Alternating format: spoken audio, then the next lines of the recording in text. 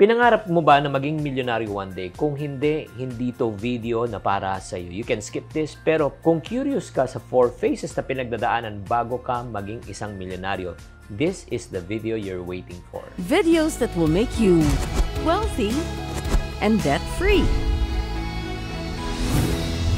Hi there, this is Chin Kitan, your pambansang wealth coach. Thank you for watching this channel. I upload my channel every 8 p.m. po to help you to become wealthy and debt-free. Marami po sa ating mga kababayan nating Pilipino ang dumadaan sa mga financial struggles and stress. At gusto na talaga makalabas sa utang, makapag-ipon, at saka mabuo na ang kanilang pangarap. Pero sa totoo lang, dahil nga sa sobrang dami nating babayarin, ang ending po niyan nagkakaroon po tayo ng gabi na hindi tayo makatulog, at minsan nasisira ng mga relasyon sa nakapaligid sa atin, at minsan nawawala na po talaga tayo ng pag-asa. Pero huwag kayong mag-alala. Sa episode natin na ito, I'm going to share with you the 4 phases of your millionaire journey.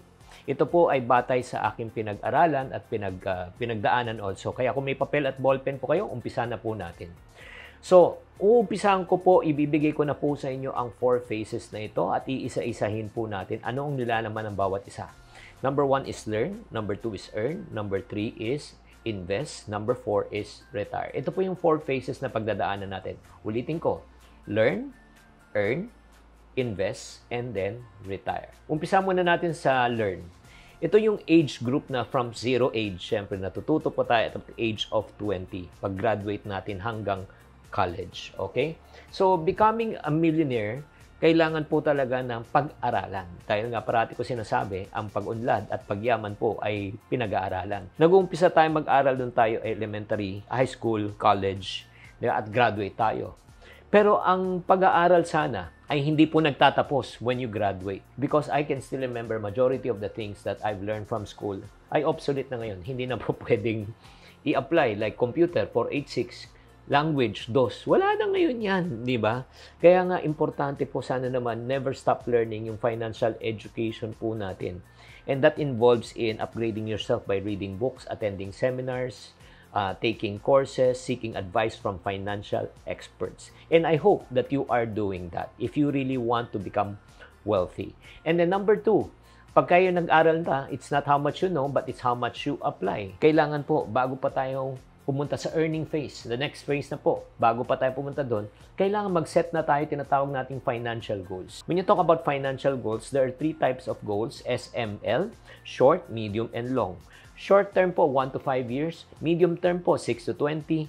And long term, 21 and above. So, kailangan nakasulat na kung ano yung 1 to 5 years ko. Like for example, nag-uumpisa ka lang, kakagraduate mo lang. Ay, gusto kong kumita, gusto kong magkaroon ng sarili kong motor, sarili kong sasakyan.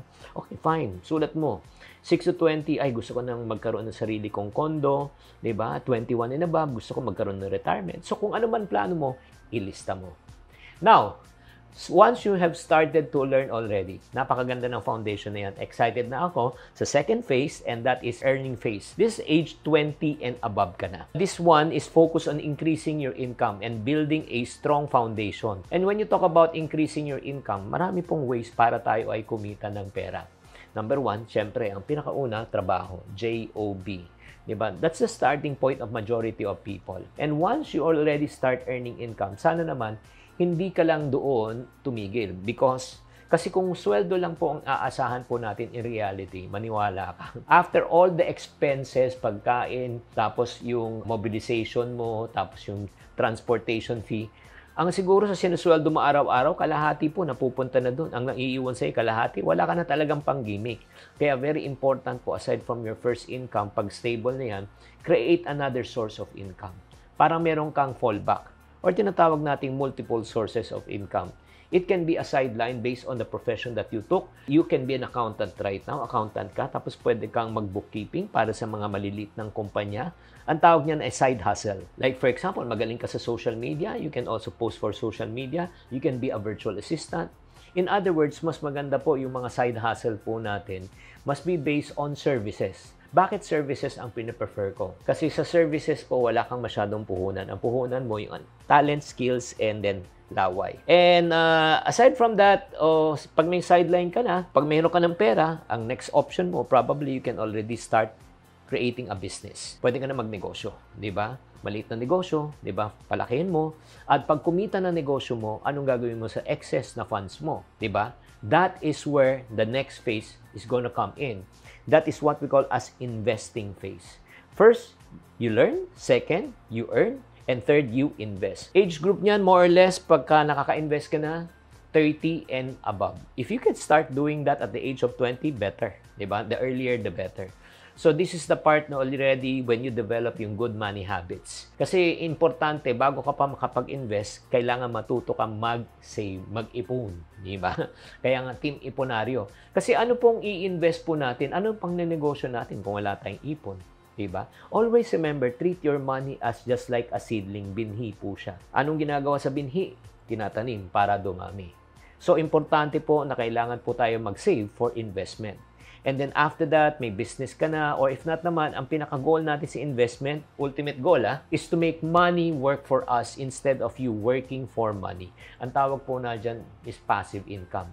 Ang passive income, even if you stop working, your sources of income will never stop. This can come in terms of rental income, or if not naman, dividend from stocks, royalties from properties or royalties from the product that you have developed, at marami pang iba. And syempre, yung pinaka-ultimate goal po natin sa investment po is wealth accumulation. When you talk about wealth accumulation, yung pera na ulit, ang ika nga nagtatrabaho po para sa inyo at darating ang panahon, parang masyak ka na lang, wow, ang dami ko na palang asset. So, maulit nga po tayo, ano po yung phases ng isang milyonaryo dadaanan. First, learning phase. Second is earning phase. Third is investing phase. And I hope you're still here. And if you are learning in this session of ours, kung natutuwa kayo at natututo kayo, please type natututo sa comment section. I will really appreciate that. Para malaman ko talaga ilan sa inyo ang nanonood. And last but not the least is the retiring phase or retire phase. This is more or less, I suggest that you start early. At the age of 40, dapat ang mindset po natin is retirement na. In this phase naman po, this is the part where you can do accumulation, securing your financial future, or probably you want to help other people. So how do we do that? Number one, asset protection po. When you say asset protection, I always tell people, it took you a lifetime to earn the money. It took you many time or a lot of time also to save the money. But it only takes you one bad decision to lose everything. Kaya kailangan po meron tayong protection. Like for example, ano yung mga protection po natin? Health, life, non-life, diba? We need to safeguard our wealth and reduce potential what we call as liabilities. Because I do believe prevention is better than cure. Naniniwala ka ba? So that's number one. Protect yourself and your asset. And then, syempre kasama na rin po dito, no? Kailangan po patient ka. Pag nag-i-invest po tayo, please, wag na wag kayong magkakaroon ng get-rich-quick mentality. And Warren Buffett always say when it comes to investment, it's the transference of money and wealth from the impatient to the patient. Wag na kayo mag-expect kayo ay nag-invest, bigla na lang kayo yayaman. Wala pong mga tinatawag na Bitcoin millionaire. Yes, once in a blue moon yan. O, hindi yan araw-araw. Karamihan ng mga taong yumayaman, hindi through that way. They always make money through the right way, and that is the long way. And then, my challenge to you, kung gusto nyo talaga, lalo pang lumago ang pera nyo, continuous learn and adapt. Learn and adapt, because the only thing that is permanent in this world is what? Change. And once you start learning and adapting already, darating na ang panahon sa sobrang dami mong pera, aanhin mo na yung pera mo. This is the time already that you can give back. Okay? Philanthropy na. Just like what Ramon Ang is doing right now.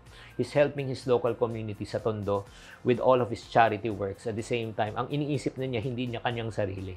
Diba?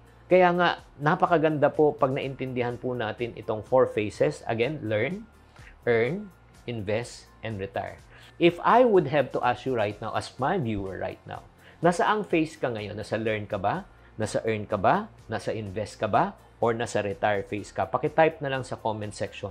Kahit nasa anong phase ka ngayon, congratulations, but if you want to level up, kung nasa learning phase ka, you want to go to the earning phase. From nasa earning phase ka, you want to go to the investing phase. Sa investing phase ka, you want to go to retiring phase. So, if you are ready to embark towards your financial journey, to experience yung tinatawag nating financial freedom, alam po natin na hindi po madali. Pero itong good news, what if there's a way that you can join us, our movement, Meron kaming movement na binubuo that can help you to increase your skills and empower you to make the right financial decision to help you reach your financial goals. Meron na kaming proven system. Meron kaming expert support that will be directly coming from me. Magkakaroon tayo tinatawag na group coaching session. And then not only that, meron pa tayong mga tinatawag na peer accountability. So if you are ready to take control of your financial destiny and you want to be part of this group and you want to know more, nako, ito yung dapat nyong gawin. I-click mo na lang yung description sa baba or just go to this group called TYL Group. TYL.group at panuorin mo tong video na ito to know more how we can help you to become financially free. Maraming salamat. I hope that you have learned. Kung nagustuhan nyo tong session na ito, please cut-paste this link and share this session with your friends for them to understand ano yung 4 phases that they need to go through in order for them to reach their financial goals. Tatandaan, tamang karunungan, tamang disiplina po ang susi sa pagyaman.